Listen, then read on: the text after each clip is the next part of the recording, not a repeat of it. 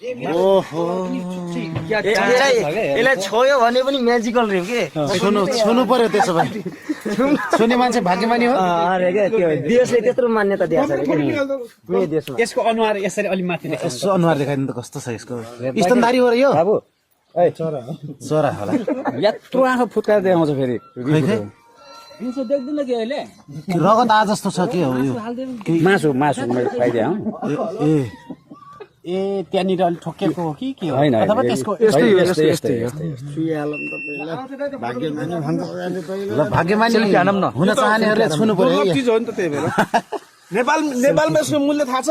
थाहा छैन 5,000 देखि 50,000 पर्छ बजार मूल्य। नेपालमा बाहिर देशमा कति पर्छ देशमा त लाख लाख हो? अवैध कारोबार गर्नेहरूले भन्ने हो तर हामीले अलि सर्च गरेर हेरेको त्यो चाहिँ समाचार तर मान्छे यस्तो खास मूल्य